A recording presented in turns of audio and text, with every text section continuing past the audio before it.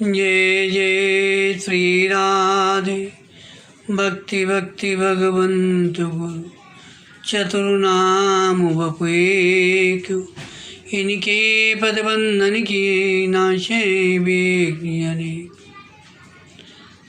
आज के सत्संग में श्री भक्तमाल के रचयिता श्री नाभाजी का चरित्र वर्णन करेंगे। प्रियादास जी कहते हैं, हनुमान बंसी में जन्म प्रशंस जाको भयो दृगहीन सो नवीन बात धारिये। उमर बरस 5 मान के अकाले आँच माता बन छोड़ गई विपत्ति बिचारिये। कीलो अगर ताए डगर दरच दियो लियो यो अनाथ जान पूछी सो उचारिये। बड़े सिद्ध जलिले कमंडल तो सींचे ने चैन भयो खुले चक जोरी को निहारिये। प्रियादास जी कहते हैं, श्री नाभाजी का जन्म प्रशंसनीय हनुमान वंश में हुआ था। आश्चर्यजनक एक नई बात यह थी कि ये जन्म से ही नेत्रहीन थे। वर्णन आता है कि दक्षिण में एक ब्राह्मण थे। सब प्रकार से संपन्न होने पर भी संतान बिना दुखी रहते थे। एक बार एक संत आपके घर आए। उन्होंने संत का बड़ा सत्कार किया। दयालु चित्त संत इनकी सेवा से बड़े ही प्रसन्न हुए और कुशल मंगल के सिलसिले में इनकी उदासी का कारण पूछे तो इन्होंने अपनी मनोव्यथा संत से निवेदन की। संत जी ने हनुमान जी की आराधना बताई। ब्राह्मण ने संत की बात में विश्वास कर अति विश्वासपूर्वक संतान की इच्छा से 12 वर्ष तक श्री हनुमान जी की आराधना की। श्री हनुमान जी ने प्रसन्न होकर दर्शन दिया और वर मांगने को कहा। उस ब्राह्मण ने पुत्र का वरदान मांगा। श्री हनुमान जी तो भक्ति का भगवान का संयोग कराने वाले हैं। सो ब्राह्मण ने हनुमान जी से भक्ति न मांगकर भगवत दर्शन चाहकर पुत्र मांगा। तभी तो कहा है, बितलोक ईशना तीनी सुत बितलोक ईशना तीनी कह कर मत इन कृतन मालिनी। कहते हैं कि हनुमान जी ने कहा, भैया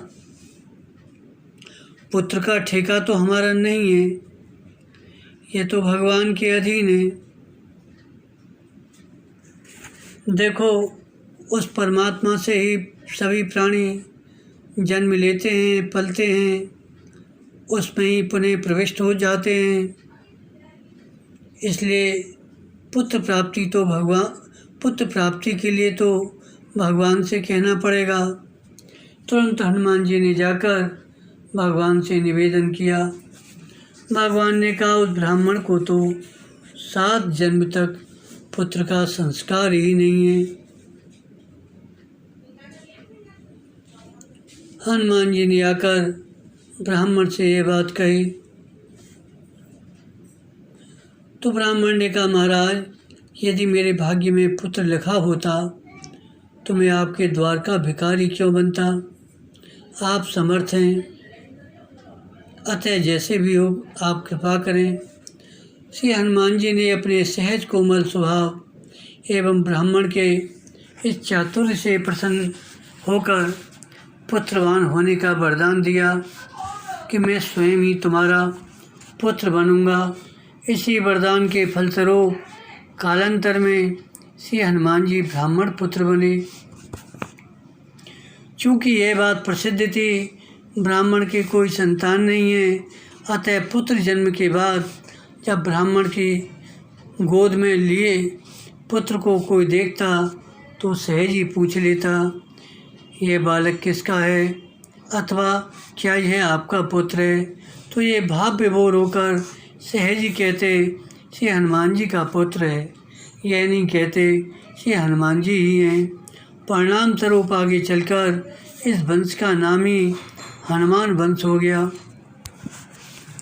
यहाँ एक प्रश्न होगा कि जब ब्राह्मण के प्रारब्ध में पुत्र था ही नहीं, भगवान ने भी इनकार कर दिया, तो फिर हनुमान जी ने कैसे पुत्र का योग बनाया? समाधान करते हैं कि भगवान के भक्त प्रारब्ध भी बदल सकते हैं।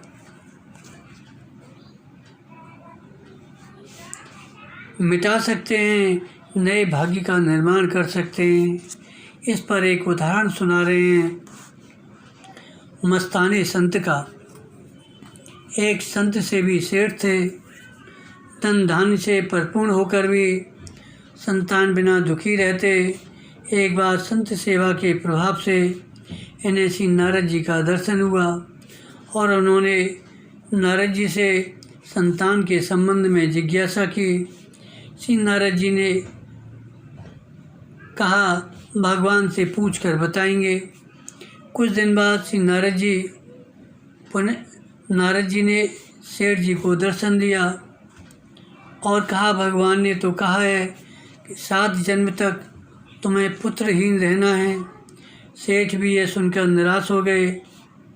एक दिन की बात, रात में लगभग 10 बजे एक संत ने आवाज़ लगाई, भाई मैं भूखा हूँ, जो भी मुझे 1 रोटी देगा उसको 1 बेटा, 2 देने वाले को 2 बेटा, 3 देने वाले को 3। इस तरह वह कह रहा था। सेठ जी ने प्रसन्न मन से संत को 4 रोटियां दीं।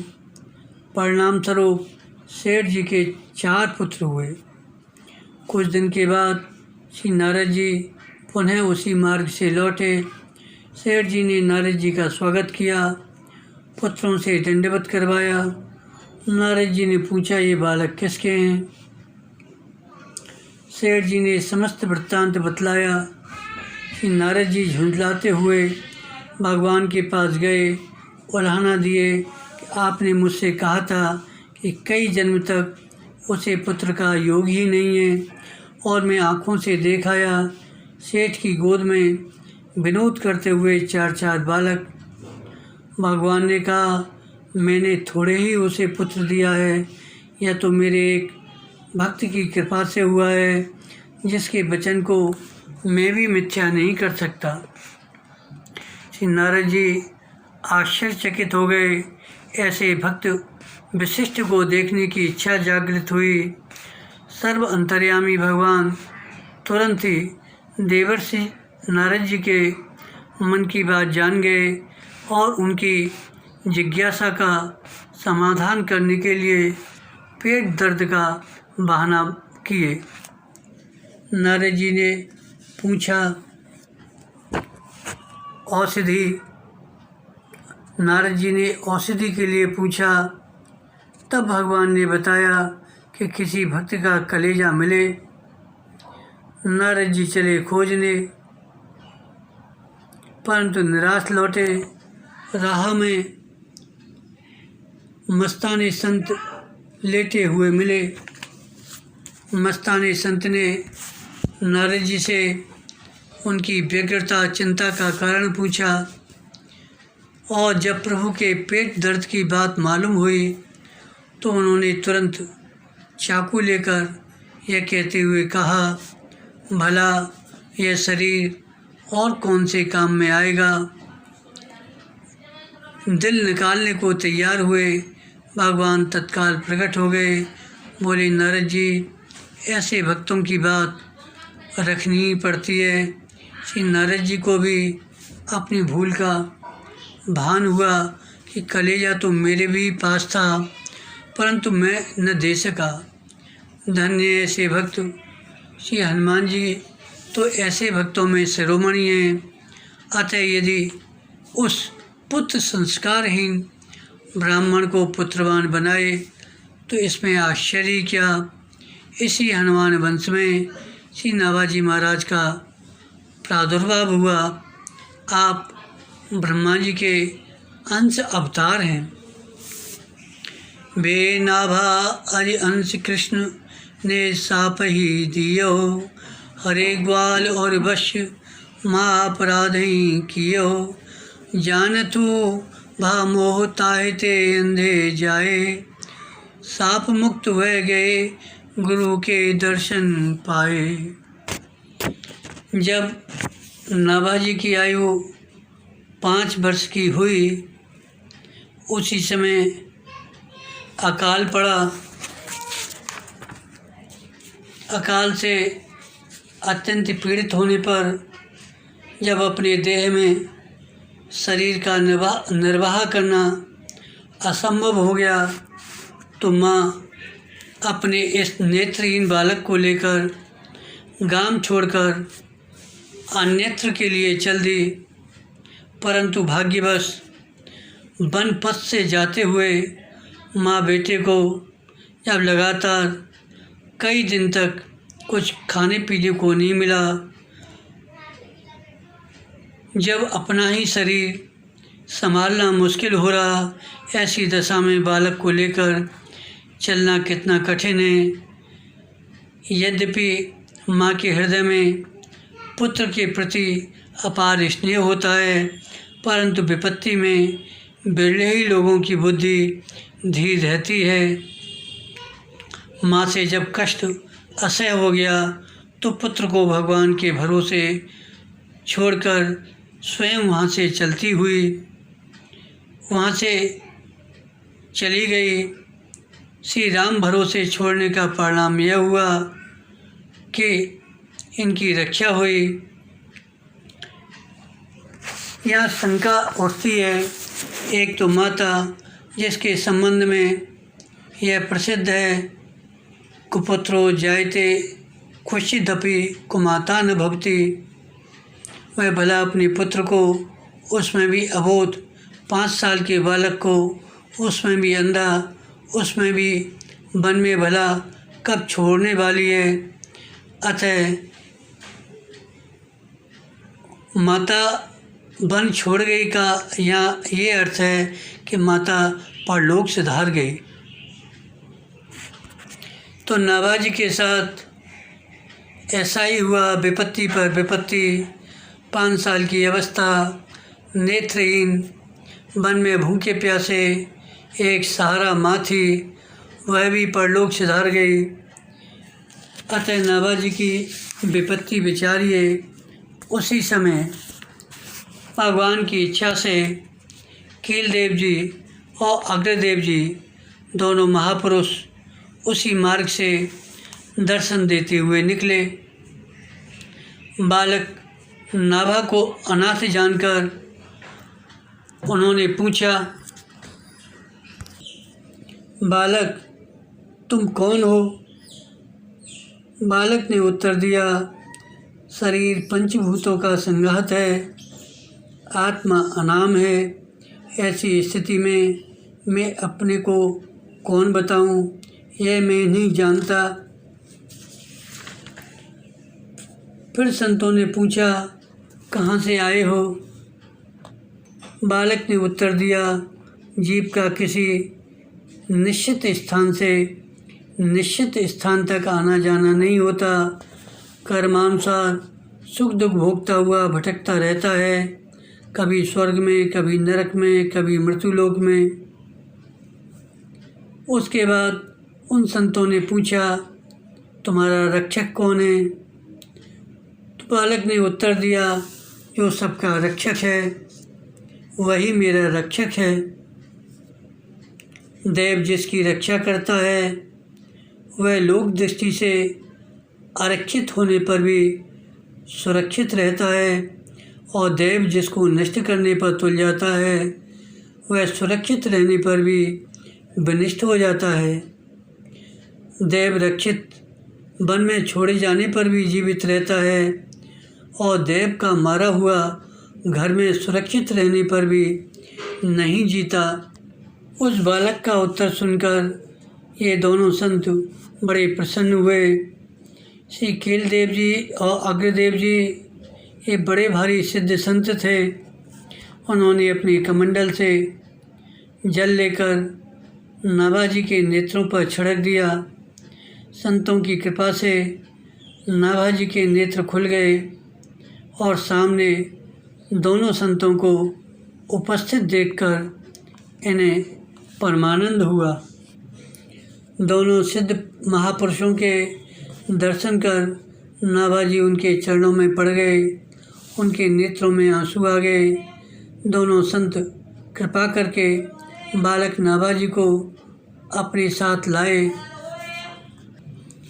श्री कीलदेव जी की आज्ञा पाकर श्री अग्रदेव जी ने इन्हें राम मंत्र का उपदेश दिया और नारायण दास यह नाम रखा। गलता आश्रम में साधु सेवा प्रसिद्ध है। वहाँ सर्वदा संत समूह विराजमान रहता है।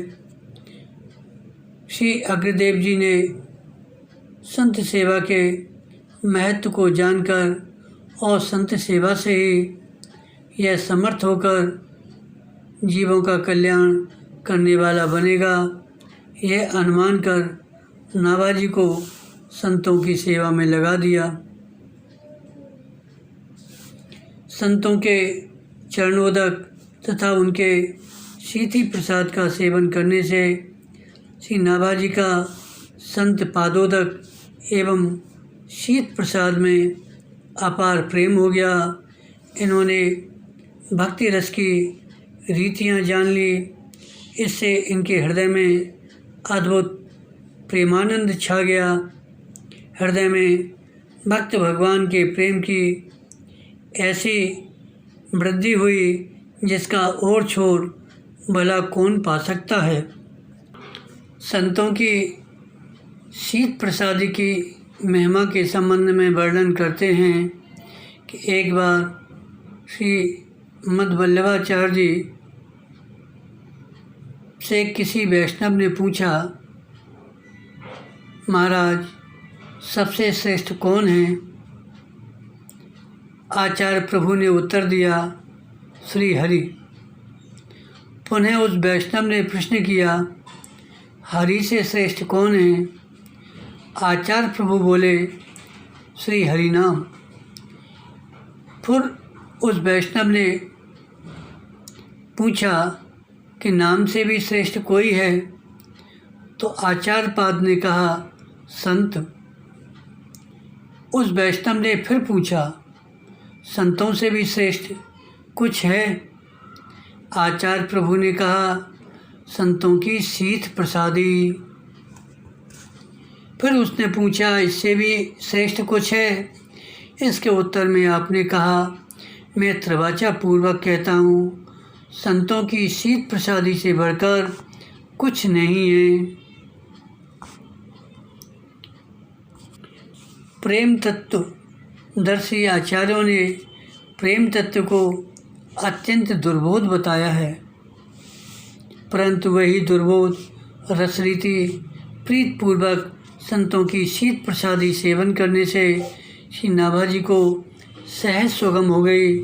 संतों की शीत प्रसादी के संबंध में देवर्षि नारद जी भी अपना पूर्व चरित्र वर्णन करते हुए कहते हैं कि संतों की अनुमति प्राप्त करके बर्तनों में लगा झूठन मैं दिन में एक बार खा लिया करता था।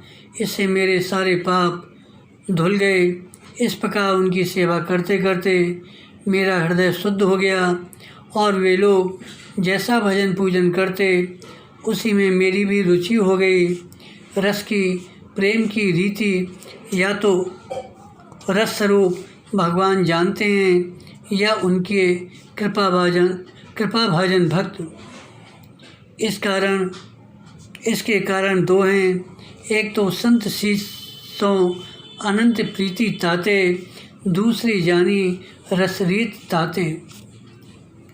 इस तरह संत शीत के प्रसाद से नाभाजी का हृदय रस से भर गया, प्रेमानंद छा गया। इस प्रकार नाभाजी जैसे मूर्तिमान भक्ति के स्वरूप हुए, वैसी ही सुंदर वाणी से इन्होंने भक्तमाल में भक्तों के चरित्रों को गाया है। प्रियादास जी कहते हैं कि एक बार स्वामी श्री अग्रदेव जी महाराज मानसी सेवा में संलग्न थे और श्री नाभाजी अति कोमल एवं मधुर संरक्षण के साथ धीरे धीरे प्रेम से पंखा कर रहे थे। उसी समय श्री अग्रदास जी का एक शिष्य जहाज पर चढ़ा हुआ समुद्र की यात्रा कर रहा था। उसका जहाज संकट में भंवर में फंस गया। अब तो जहाज चलाने वाला चालक निरुपाय हो गया। तब उस शिष्य ने श्री अग्रदास जी का स्मरण किया। उससे श्री अग्रदास जी का ध्यान अति सुंदर स्वरूप भगवान श्री सीताराम जी की सेवा से हट गया। गुरुदेव की मानसी सेवा में विघ्न समझकर श्री नाभाजी ने पंखे की वायु से जहाज को संकट से पार कर दिया और श्री गुरुदेव से नम्र निवेदन किया, प्रभु जहाज तो बहुत दूर निकल गया, अब आप उसी शोभापूर्ण भगवान की सेवा में लग जाइए। यह सुनकर श्री अग्रदेव जी ने आंखें खोली और नाभाजी की ओर देखकर कहा कि अभी कौन बोला। श्री नाभाजी ने हाथ जोड़कर कहा, जैसे आपने बचपन से शीत प्रसाद देकर पाला है, उसी आपके दास ने प्रार्थना की है। श्री नाभाजी का उपर्युक्त कथन सुनकर श्री अग्रदेव जी को महान तथा नवीन आश्चर्य हुआ। मन में विचारने लगे, इसका यहाँ मेरी मानसी सेवा तक प्रवेश कैसे हो गया और यहीं से जहाज की रक्षा कैसे की। विचार करते ही उनके मन में बड़ी प्रसन्नता हुई। शिष्य के मन की बात गुरुजी जान जावें तो यह कोई विशेष बात नहीं, परंतु गुरु के मन की बात शिष्य जानने लगे तो निश्चय ही यह विशेष बात है। अग्रदास जी जान गए कि यह सब संतों की सेवा तथा उनके शीत प्रसाद ग्रहण का ही प्रभाव है, जिससे ऐसी दिव्य दृष्टि प्राप्त हो गई। तब अग्रदेव जी ने आज्ञा दी कि तुम्हारे ऊपर यह साधुओं की कृपा हुई है, अब तुम उन्हीं साधु संतों के गुण स्वरूप और हृदय के भावों का वर्णन करो। इस आज्ञा को सुनकर श्री नाभाजी ने हाथ जोड़कर कहा, भगवान मैं श्री रामकृष्ण के चरित्रों को तो कुछ गा भी सकता हूँ, परंतु संतों के चरित्रों का और छोड़ नहीं पा सकता हूँ, क्योंकि उनके रहस्य अति गंभीर हैं। मैं भक्तों की भक्ति के रहस्य को नहीं पा सकता। तब श्री अग्रदेव जी ने समझाकर कहा, जिन्होंने तुम्हें मेरी मानसी सेवा और सागर में नाव दिखा दी, वही भक्त भगवान तुम्हारे हृदय में आकर सब रहस्यों को कहेंगे और अपना स्वरूप दिखावेंगे। श्री गुरुदेव की कृपा और शीत प्रसादी संतों की शीत प्रसादी के प्रताप से श्री नाभाजी ने भक्ति से ओतप्रोत वाणी से भक्तों के चरित्रों को गाया। वर्णन आता है, एक बार जयपुर नरेश महाराज मानसिंह जी श्री अग्रदास जी से अन्य विनय कर उपदेश श्रवण के लिए श्री नाभाजी को जयपुर लेवा ले गए। उपदेश सुनकर बड़े प्रभावित हुए। राज दरबार के पंडितों को श्री नाभाजी का यह प्रभाव ईर्ष्या का विषय बन गया और नाभाजी से बढ़ गए। राज दरबार में राजा के सामने ही तरह तरह के प्रश्न किए, परंतु सबका समुचित उत्तर पाकर हार कर अंत में नाभाजी का मान भंग करने के लिए बिना सोचे समझे जाति संबंधी प्रश्न किए। प्रथम तो नाभाजी ने उनके प्रश्न को ही व्यर्थ ठहराया।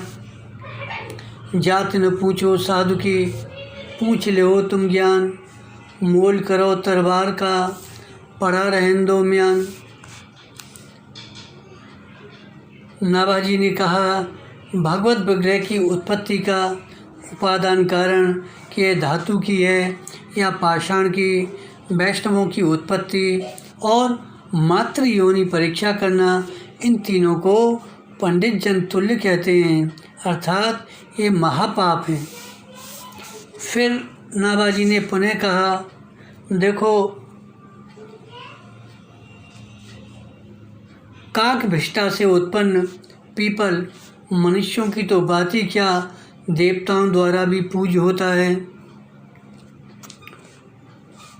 और मृतक हिरण का शरीर, उसका चर्म, मृगशाला सदा पवित्र हैं। बछड़े का झूठन दूध सदा पवित्र होता है। शिव निर्माल्य श्री गंगा जी सदा परम पावनी है। मधुमक्खी और भौरे सभी पुष्पों को सूंघते हैं, परंतु वे सदा पवित्र ही होते हैं। वे पुष्प और उन पुष्पों से बना इत्र भगवान को चढ़ता है। ऐसे ही वैष्णव किसी भी कुल में उत्पन्न हों, वे सदा पूजनीय ही होते हैं। श्री नाभाजी के इस शास्त्र सम्मत वचन को सुनकर पंडित लोग बड़े ही लज्जित हुए। तब उनका सोच मिटाने के लिए परम साधु श्री नाभाजी बात का पैंतरा बदल कर बोले, आप लोग तो सर्वशास्त्र ज्ञाता हैं, सब जानते हैं, परंतु हमारे मुख से सुनने के लिए ऐसा प्रश्न किए। आप लोगों के साथ शास्त्र संबंधी विचार कर मैं अपने को धन्य मानता हूँ। धीर नाभाजी के इन गंभीर वचनों से ब्राह्मण भी बड़े प्रभावित हुए। इस प्रकार श्री नाभाजी जैसे मूर्तमान भक्ति के स्वरूप हुए, वैसे ही सुंदर वाणी से इन्होंने भक्तमाल में भक्तों के चरित्रों को गाया है। श्री प्रियादास जी भक्तमाल की भक्ति रसबोधिनी टीका का मंगलाचरण एवं इस टीका के लिखे जाने का हेतु बताते हुए कहते हैं कि एक बार मैं महाप्रभु श्री कृष्ण चैतन्य एवं गुरुदेव श्री मनोहर दास जी के श्री चरण कमल का हृदय में ध्यान और मुख से नाम संकीर्तन कर रहा था। उसी समय श्री नाभाजी ने मुझे आज्ञा दी, जिसे मैंने सिरोधार्य कर लिया। वह आज्ञा यह थी कि श्री भक्तमाल की विस्तार पूर्वक टीका करके सुनाइए। टीका कवित्व छंदों में कीजिए, जो कि अत्यंत प्रिय लगे और संपूर्ण संसार में प्रकाशित हो, प्रसिद्ध हो। इस प्रकार का भक्तों का चरित्र कहकर अपनी वाणी को विश्राम दीजिए। तब मैंने भावना में ही निवेदन किया, मैं तो अपनी बुद्धि को जानता हूँ, वह टीका करने में सर्वथा असमर्थ है, परंतु मैंने श्रीमद् भागवत में सुना है श्री सुखदेव जी वृक्षों में प्रवेश करके स्वयं बोले थे, वैसे ही आप भी मेरी जड़मती में प्रवेश करके कहलवा लेंगे, तभी यह टीका हो पाएगी। तो नाभाजी की कृपा से श्री प्रियादास जी ने भक्तमाल की भक्ति रसबोधिनी टीका की है। इस तरह नाभाजी के कुछ प्रसंग यहाँ सुनाए गए। नाभाजी की महिमा बड़ी अपार है, उनके चरणों में बार बार प्रणाम है। बोलो भक्त भगवान की जय। जय जय श्री राधे।